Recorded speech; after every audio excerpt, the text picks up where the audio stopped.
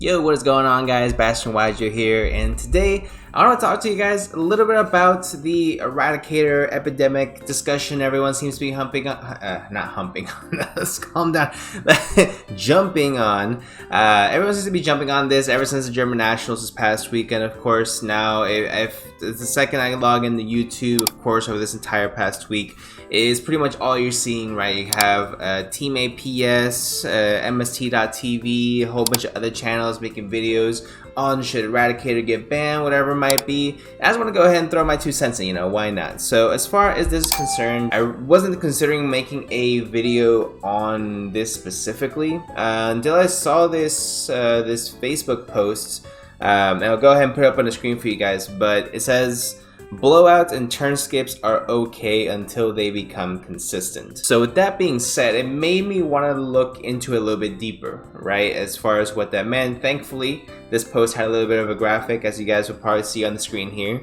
So what does this entail, right? So I have right here a list of previously cards that were not on the ban list, cards that were perfectly fine as far as Konami standards are concerned, and they were not considered really a threat until they became consistent, which actually makes a lot of sense regarding this Facebook post that I saw. So we can go over one by one, right? So Arch Nemesis Protoss was never an issue until Sword Soul just abused the hell out of it and pretty much turn skipped your opponent. Essentially, it is a ridiculously good card, preventing your opponent from playing the game.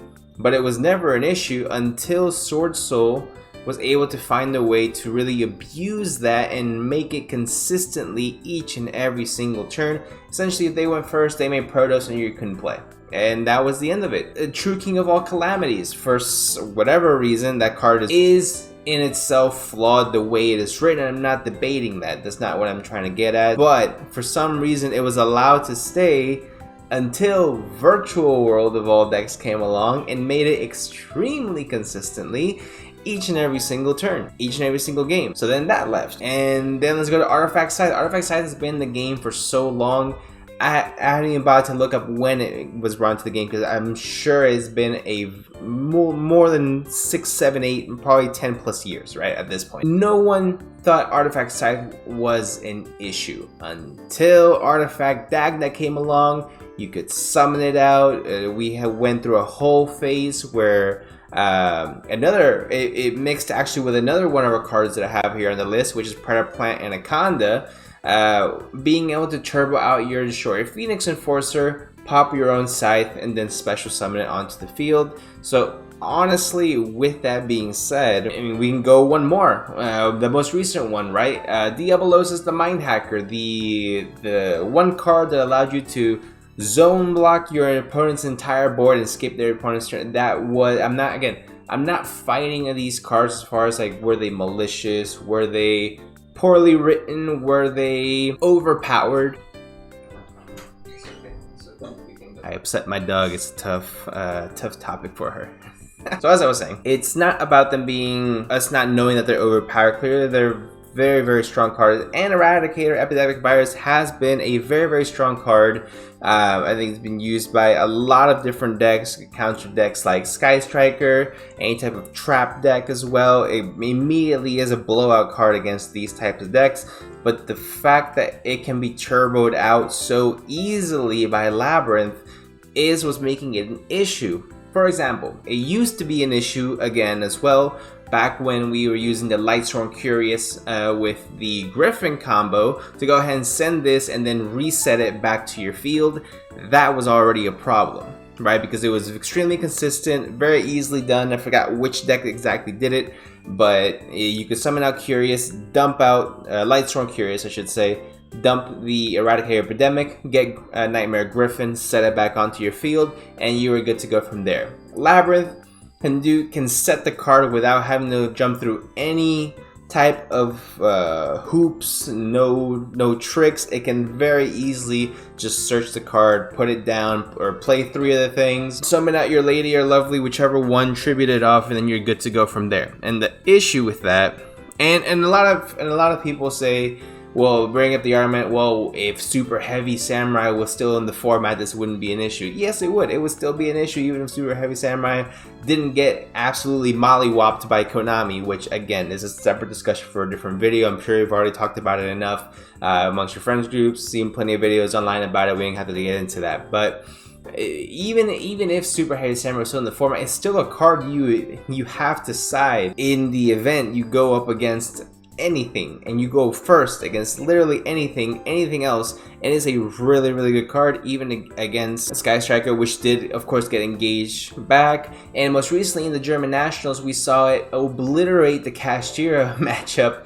And unfortunately, I mean, I forgot his name, Ding Pham or King Pham, his opponent just had absolutely like nothing. You can't do anything. What are you gonna do? You have 5 spells in your hand and your Castira Fenrir. It makes it very difficult for you to try to do anything on your opponent's turn, which is why, this being the second time that the card is coming up as a offender, for lack of better phrasing, right? I think it is coming up to the time where we have to look into either we hit the consistency that damages the card, as we did with Curious, right? Or we just hit the card outright, which Konami has been doing as of recent. Again, going back Protoss, VFD, Scythe, Diabolosis, Anaconda. It took them a while to hit Particle Anaconda, but they finally did it. They released Cyberstein of all cards off the Forbidden Limited list, and they immediately, it's a similar situation, right? They unbanned Cyberstein, made it limited, so it's less consistent. It's ridiculous. It's a level 2 monster. You have sprites. You're releasing it when sprites are illegal. Think a little bit, you know. It's you could even make this in. I believe you can make this in Super Heavy Samurai as well. I mean, Cyberstein was such a broken card, and the fact that Konami decided to release it, they immediately saw what the card did and how consistent it was, and instead of hitting the consistency pieces, they did hit with Super Heavy Samurai, but nevertheless the point still stands. They still remain to hit the card. I do believe Eradicator Epidemic Virus is an overpowered card, and it reminds me very similar to a card like Shockmaster, for example. Shockmaster, I'm not saying they're on the same level, of course, but it is a similar concept. With Shockmaster, you can choose what you want, and you don't have to tribute anything. You just need to have 3 level 4 monsters, I believe, with the summoning requirements. You slap him on board, and you're good to go. But Eradicator had to tribute I believe it was Dark Monster, 2500 more attack, which is very easily done for a lot of the decks that do run this card. So basically what I'm trying to get at here, guys, is that I guess I want to get the discussion going.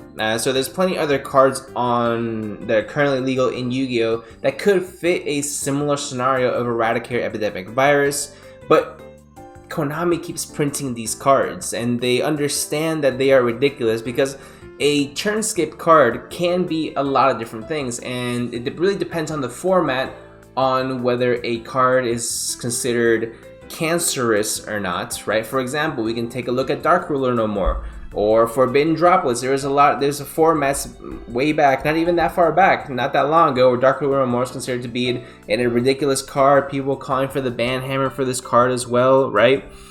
People wanting this to get limited, people wanting it to get on the ban list, whatever it might be, right? They want to get rid of it. Lightning Storm, right? Skill Drain, we just got Skill Drain back. Less impactful card because it is slower as a less impactful card, but still really crazy good card. Of course, Skill Drain, I mean, it pretty much makes everything a simplified game state without being able to activate monster effects. That's at 3, and that can be argued is a very strong card. And then we start jumping into Floodgates, of course. It's starting with Skill Drain. There can be only one, which again is back into the format, being played in every single Vanquish Soul main deck as well. Harpy's Featherstorm. Harpy's Featherstorm, I know for a fact a lot of people consider this card a ban-worthy card. Back when Bird Up was the thing, back when Fluandrews was one of the best decks of the format, it's still one of the best budget decks of the format, but Fluandrews has lost a lot of power, and simply by losing the Barrier Statue of Stormwinds, which again was another floodgate that was a turn skip. That mixed with Harpy's Featherstorm was an absolute blowout. You just couldn't do anything, right? It seems like an endless cycle is I guess what I'm trying to get at, where a card is not a problem until it becomes consistent, and then it's a problem, and then it gets banned, right? For example, I know there's plenty of other turn-skip cards in Yu-Gi-Oh! I believe there is a ritual monster that could be played in Drytron that pretty much says skip your opponent's like main phase 1 and battle phase or something like that. Is absolutely ridiculous. There is Dogmatica cards that banish or send your opponent's entire graveyard into the deck, which is quite powerful as well. Of course, I mean there's broken cards. If you could really look, there's a lot of really busted cards in different archetypes, obscure archetypes. The only reason they're not issues is because those decks are not nearly as consistent as the best decks. So yes, while these decks might be able to steal some games from the top tier decks if they happen to draw the combo, and the player with the meta deck might not have drawn the right hand trap or whatever it might be, that's really what it comes down to, is just consistency of the game, right? Which essentially, at the end of the day, is what is going to win you the game. Consistency wins you games. Essentially, is why Salamangreat was so good in its power, because it was such a consistent deck. Why Prank Kid was so good when it was reigning, because it was every card was a one-card combo. You played 15, 16 one-card combos with 3 Prank Kids plays and 3 of all the Prank Kids and terraforming, and everything was a one-card combo. So consistency is king, and as long as you can either hit the consistency or hit the card itself, then you should be good to go from there. But it seems like Konami is leaning a lot more towards hitting the card itself. If we can even look at, for example, the Prank Kid combo that I just mentioned. Of course, Prank Kid's Mew Mew banned, right? Super Heavy Samurai Scarecrow banned, right? The consistency cards are getting hit, but also the problematic cards as well. So honestly, I guess what I'm trying to get is just get all my thoughts on this out here for you guys. I didn't want to just go ahead and leave this unaddressed, unannounced for you guys. I mean, it's something that is some food for thought, if you will, as far as how far will Konami take this. Are they going to just let this be and let it ride out the format? Is Labyrinth too consistent a deck? Because literally, Labyrinth was completely untouched on the ban list, right? So it is set to be this consistent for the entire national season. I'm not exactly sure when Worlds is in August or whatever it might be. I don't even know if we're going to get a new ban list by then. But if we do, will it be Eradicator?